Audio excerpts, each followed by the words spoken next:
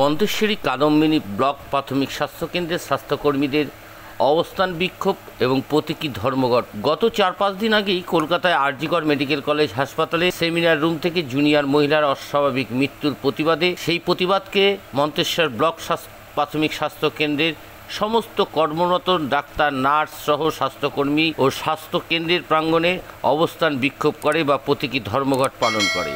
মহিলা ডাক্তাররা ও নার্সরা বলেন, আরজিকরের মহিলা চিকিৎসক যেভাবে খুন হয়েছে দোষীদের অবিলম্বে চিহ্নিতকরণ এবং তাদের শাস্তির ব্যবস্থা করতে হবে। সেই প্রসঙ্গেই এবং সেই সঙ্গে সঙ্গেই প্রতিটি স্বাস্থ্যকেন্দ্র স্বাস্থ্যকর্মীরা নিরাপত্তার বিষয়টি ও পুলিশকে প্রশাসনকে কড়াভাবে নজর দিতে হবে। আর এই নিয়েই প্রায় আধ ঘন্টা ধর্মঘটের পরেই নিজেরাই কর্মবিরতি তুলে নেন স্বাস্থ্যকর্মীরা। এদিন এক চিকিৎসক ও স্বাস্থ্যকর্মী আমাদের জানান, এই প্রতীকী ধর্মঘট আজ করলাম, কিন্তু এরপরে যদি সুষ্ঠুভাবে মানুষের সেবায় কাজ করতে গিয়ে নার্স ও ডাক্তাররা বলি হতে হয়, তখন কিন্তু আরও বড় বৃহত্তর আন্দোলনে যাওয়ার কথা চিন্তাভাবনা করবে এই সংগঠন। ২৪ ঘন্টা ইন্ডিয়া টিভির প্রতিনিধি পূর্ব বর্ধমান থেকে জ্যোতির্ময় মণ্ডলের বিশেষ প্রতিবেদন। সে কোনো রকমভাবেই তার 36 আওয়ার্স ডিউটি করার পর সে একটা রেস্টরুমে যায়। রেস্টরুমে যাওয়ার পর সে একটু রেস্ট নিতে থাকে। সেখানে জানি না তারা করেছে, মানে কে করেছে সেটার বিচার পরে হবে। সেই আপনারা কোথায় কি প্রোগ্রাম করলেন, কোন পক্ষ থেকে? অ্যাকচুয়ালি আমরা এখানে প্রতীকী সভাটা করেছিলাম, তার কারণ হচ্ছে আরজিকরে যে মর্মান্তিক ঘটনাটা ঘটেছে সেটার উদ্দেশ্যে সেই মানে সমস্ত স্বাস্থ্যকর্মীদের, ডক্টরদের, মহিলা ডক্টরদের স্পেশালি সুরক্ষা মানে নিরাপত্তা দেওয়ার জন্যই আবেদন সরকারের কাছে। সেটার জন্যই একটা মানে আমরা সবাই মিলে স্বাস্থ্যকর্মীগুলো মিলিত হয়েছিলাম। আর সেকেন্ড জিনিস হচ্ছে, যে জিনিসটা ঘটেছে, যে আমাদের যে সিনিয়র দিদি রেপ হয়েছেন, মর্মান্তিকভাবে যাকে হত্যা করা হয়েছে, সেই সব আসামিদেরকে যেন খুব তাড়াতাড়ি অ্যারেস্ট করা হয় আর যেন চূড়ান্ত তাদেরকে শাস্তি দেওয়া হয়, এই আবেদন সরকারের কাছে করবো। ব্যাস এইটুকু। সরকার যে পদক্ষেপ ভালো নিয়েছে এ সম্পর্কে আপনি কি বলবেন? দেখুন, সেরকম এখনও পদক্ষেপ মানে নেওয়া হয়নি। সব রকম মানে অনেক জটিলতা আছে এই কেসের মধ্যে। আশা করছি, আমার সরকারের কাছে সরকারের উপরে যথেষ্ট ভরসা আছে। আশা করছি আসামিরা খুব তাড়াতাড়ি ধরা পড়বে আর তাদেরকে মানে শাস্তিও দেওয়া হবে। এই যে আপনার স্বাস্থ্যকেন্দ্রের কোনো নিরাপত্তার অভাব বোধ করছেন? ডেফিনেটলি ঘটনাটা ঘটার পর আমরা তো নিরাপত্তার একদম অভাব আছেই, আর এখনও ফিল করছি এখন যেন বেশি বেড়ে গেছে। তো আমি ওনাদের কাছে এটাই আশা করব যে আমাদের প্রত্যেকটা স্বাস্থ্যকর্মী, প্রত্যেকটা doctor, female doctor, male doctor, প্রত্যেককেই যেন নিরাপত্তা দেওয়ার ব্যবস্থা করা হোক। আর কোনো রকম যেন কোনো স্বাস্থ্যকেন্দ্রতে যেন কোনো রকম কোনো ঝামেলা, কোনো রকম কোনো গালিগালাজ, কোনো রকম যেন মারধর ডাক্তারদের ওপর না হয়, কোনো স্বাস্থ্যকর্মীর ওপর যেন না হয়, এই আবেদন থাকবে আমার সরকার। এই প্রোগ্রামটা আজ কোথায় করলেন?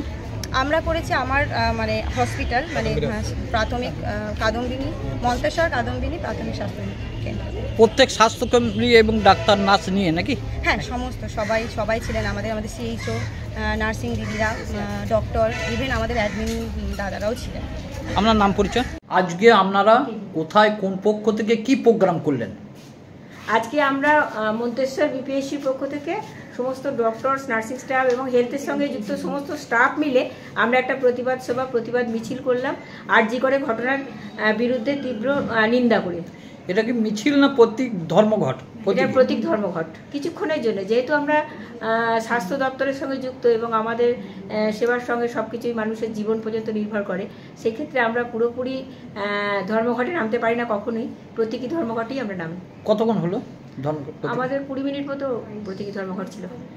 মানে এর মানে দাবিটা কি?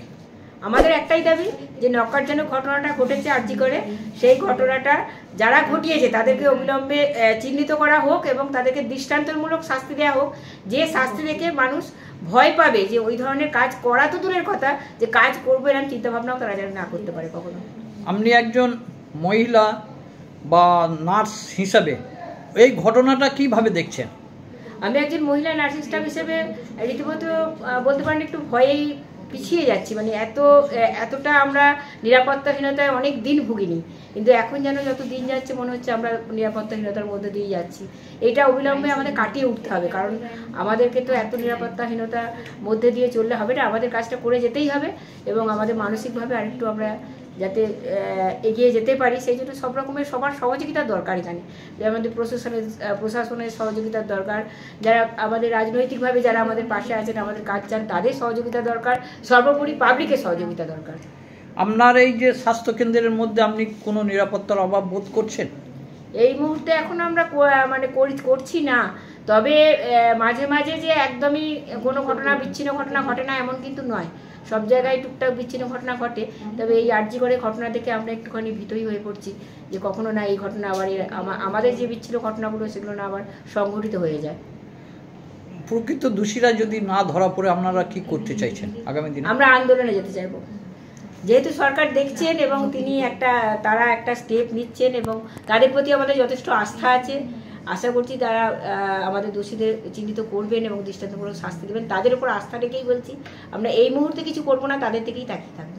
পরবর্তীকালে যদি কিছু না হয় তখন তো আন্দোলনের রাস্তা রইলই। আপনার নাম পরিচয়? আমার নাম তনুকা ব্যানার্জি, আমি সিনিয়র পেয়েছেন মধ্যশ্রমিক পেয়েছি। আজ এ পর্যন্ত।